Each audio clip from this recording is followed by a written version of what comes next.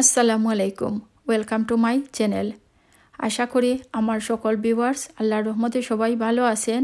আলহামদুলিল্লাহ, আল্লাহ তাআলার অশেষ রহমতে আমরা সবাই ভালো আছি। এই সপ্তাহ আমাদের এখানে খুব বৃষ্টি হচ্ছে। হামজাকে স্কুলে দিয়ে এসেছি আর নাস্তাটাও খেয়ে নিয়েছি। আর মনে মনে চিন্তা করছি আজ কি রান্না করব।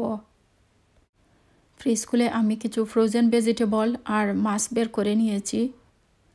আর কিছু জিনিস আমি ফ্রিজ থেকে বাইরে বের করে রেখে তারপর ভেজিটেবলগুলো বের করে আবার সব কিছু জায়গা মতো রেখে দিচ্ছি।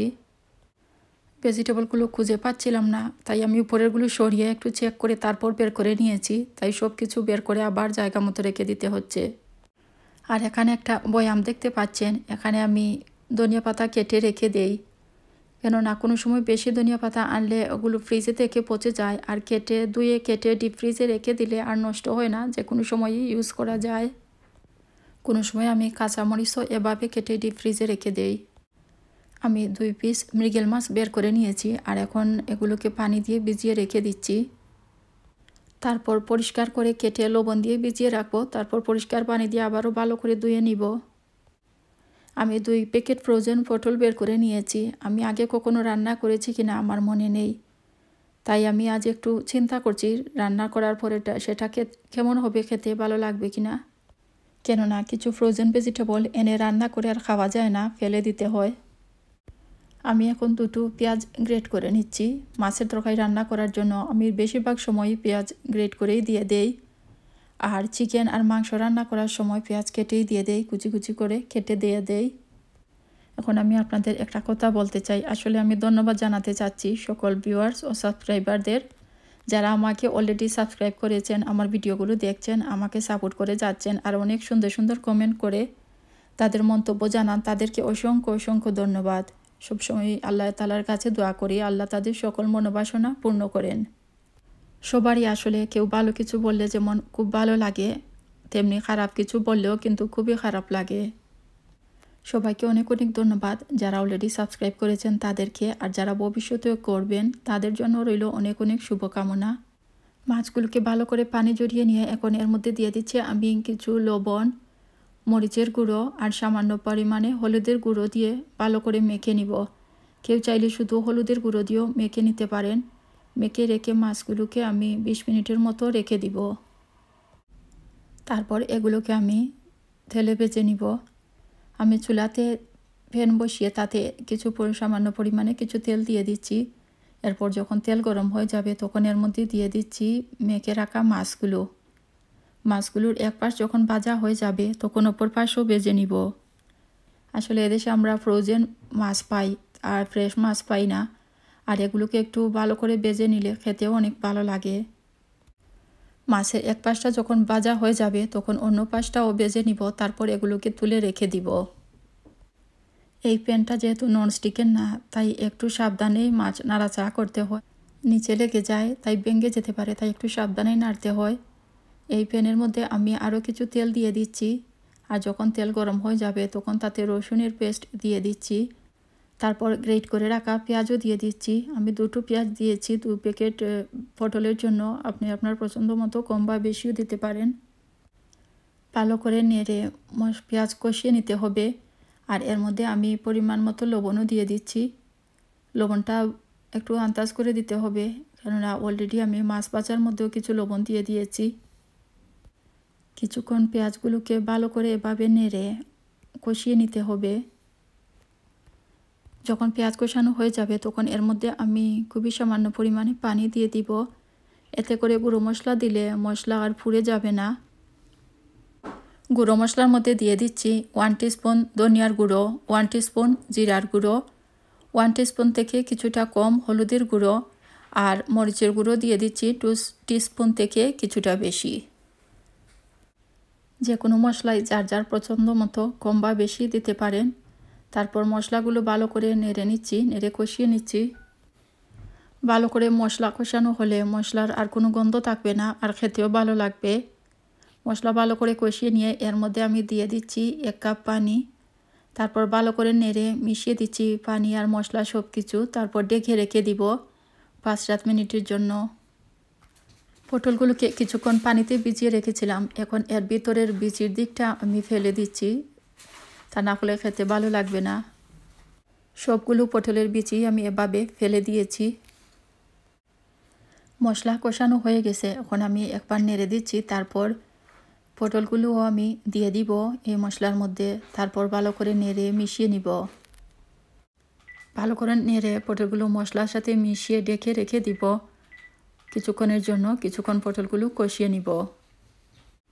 পটল খুব মজার একটা সবজি, আর ফ্রেশ পটল রান্না করে খেতে তো খুবই ভালো লাগে, খুবই মজার হয়। 5-6 মিনিট পটলগুলো ভালো করে কষিয়ে নিয়ে আমি একটু নেড়ে দিচ্ছি। তারপর এর মধ্যে দিয়ে দিব 3 কাপের মতো পানি দিয়ে দিব। যেহেতু এগুলো ফ্রোজেন পটল, আর দেখে মনে হচ্ছে এগুলো সিদ্ধ হতে অনেক সময় লাগবে, তাই আমি 3 কাপ পানি দিয়েছি। আর এখন ভালো করে নেড়ে পানি মশলা সব কিছু মিশিয়ে আমি ঢেকে রেখে দিব। আর জাল দিতে থাকবো যতক্ষণ না পটলগুলো সিদ্ধ হয়ে যায়। মাঝে 1-2 বার নেড়ে দিতে হবে। আর যখন পটল সিদ্ধ হয়ে যাবে তখন আমি ঢাকনা সরিয়ে একটু নেড়ে দিচ্ছি। আর বেজে রাখা মাছগুলো এখন এর মধ্যে দিয়ে দিব। দেখতে পাচ্ছেন পটলের পানি অনেকটাই শুকিয়ে গেছে। মাছ দিয়ে আমি এর মধ্যে আরও 1 কাপ পানি দিয়ে দিব। মনে হচ্ছে পানিটা অনেকটাই কমে গেছে, তাই আরও 1 কাপ পানি দিয়ে দিব। তারপর একটু নেড়ে মিশিয়ে নিব আর ঢেকে রেখে কিছুক্ষণ জাল দিব। মাছ ভেজে রেখেছি, তাই এখন আর রান্নাটা হতে বেশি সময় লাগবে না, তাড়াতাড়ি হয়ে যাবে। 3-4 মিনিট পর এর মধ্যে আমি 2-3টা কাঁচামরিচ দিয়ে দিব। আমি কাঁচামরিচ কেটে রেখেছি, এগুলো এখন দিয়ে দিব। কেউ চাইলে দিতে পারেন, না দিলেও কোনো অসুবিধা নেই। কাঁচামরিচ দিলে, ধনিয়া পাতা দিলে তরকারি ফ্লেভারটা অনেক ভালো লাগে খেতে, তাই দেওয়া। কাঁচামরিচ দিয়ে ঢেকে রেখে দিব। আর আরও কিছুক্ষণ পর এর মধ্যে আমি ধনিয়া পাতা কুচি দিয়ে দিব। কিছু ধনিয়া পাতা কুচি ছড়িয়ে দিয়ে আমি ঢেকে রেখে দিব। তারপর 1-2 মিনিট পর নামিয়ে নিব। আমার তরকারি রান্নাটা হয়ে গেছে। ফ্রোজেন পটল, তাই আমি ভেবেছিলাম রান্নাটা কীরকম হবে, খাওয়া যাবে কিনা। একটু সময় লেগেছে পটলগুলি সিদ্ধ হতে, কিন্তু রান্নাটা কিন্তু ভালোই হয়েছে, খেতে ভালো লেগেছে। আপনারাও সব থেকে এভাবে খেতে পারেন ফ্রোজেন পটল। আশা করি আপনাদের কাছেও ভালো লাগবে। অনেকে হয়তো বয়ে আনেন না, একবার এনে এভাবে রান্না করে খেয়ে দেখুন। আশা করি আপনাদের কাছেও ভালোই লাগবে। আমার কাছে তো ভালোই লেগেছে এই ফ্রোজেন পটলগুলো রান্না করে খেতে, তাই আপনাদের সাথে শেয়ার করলাম। এভাবে আপনারাও যদি এনে খান, আশা করি আপনাদের কাছেও ভালো লাগবে। হামজা আইসক্রিম খেতে চাচ্ছে, ওকে আমি আইসক্রিম বের করে দিচ্ছি। ও এক সময় এক কালার চুজ করে, এখন ইয়েলো কালারটা চুজ করলো আর ইয়েলোটাই নিয়ে গেল। ঠান্ডা গরম সব দিনই ও আইসক্রিম খেতে চায়। আইসক্রিম ওর অনেক প্রিয়। আমি এখন কিছু পেঁয়াজও বানাচ্ছি, তাই আপনাদের সাথেও শেয়ার করছি। পেঁয়াজের জন্য আমি পেঁয়াজ কেটে রেখেছি, আর এখন ডাল ব্লেন্ড করেছিলাম সেগুলো এই পেঁয়াজের মধ্যে দিয়ে দিচ্ছি। এখন দিয়ে দিব পরিমাণ মতো লবণ। লবণ বুঝে পরিমাণ মতো দিতে হবে, যাতে বেশি না হয়ে যায়। হলুদের গুঁড়ো আর মরিচের গুঁড়ো দিয়ে দিব। কেউ চাইলে কাঁচামরিচও কেটে দিতে পারেন, কিন্তু আমার বাচ্চারা খাবে, তাই ওরা কাঁচামরিচ ভালো পায় না, তাই দিচ্ছি না। এখন আমি এর মধ্যে দিয়ে দিচ্ছি কিছু ধনিয়া পাতা কুচি। ধনিয়া পাতা দিয়ে আমি ভালো করে সব কিছুকে মিক্স করে নিব। পেঁয়াজও খুব মজার খাবার, আর প্রায় সব মানুষই পেঁয়াজও খেতে পছন্দ করে। আমারও অনেক ভালো লাগে খেতে। একটি ফ্রাই প্যানে তেল গরম করে আমি একটা একটা করে পেঁয়াজও দিয়ে দিচ্ছি। আমি একটু ছোটো করেই দিচ্ছি, আসলে ছোটো করে দিলে খেতে ভালো লাগে আর খুব মুচমুচে হয়। যত বেশি ছোটো করে তৈরি করা যায় তত বেশি খেতে ভালো লাগে আমার কাছে। এই ফ্রাই প্যানে যতগুলো পেঁয়াজ দেওয়া সম্ভব আমি ততগুলোই দিয়ে দিচ্ছি। আর চুলার আঁচ খুব বেশি হাই হিটে রাখা যাবে না, মিডিয়াম থেকে একটু বেশি রাখলেই হবে। খুব বেশি হাই হিটে রাখলে আবার পেঁয়াজগুলো বাইরের দিক থেকে পুড়ে যাবে আর ভেতরের দিকটা ভালো করে হবে না।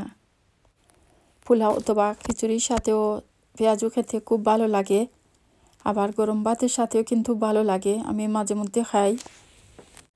এগুলোর এক পাশ যখন হয়ে যাবে, ভাজা হয়ে যাবে, তখন একটু উল্টে দিচ্ছি আর অপর পাশটাও ভেজে নিচ্ছি।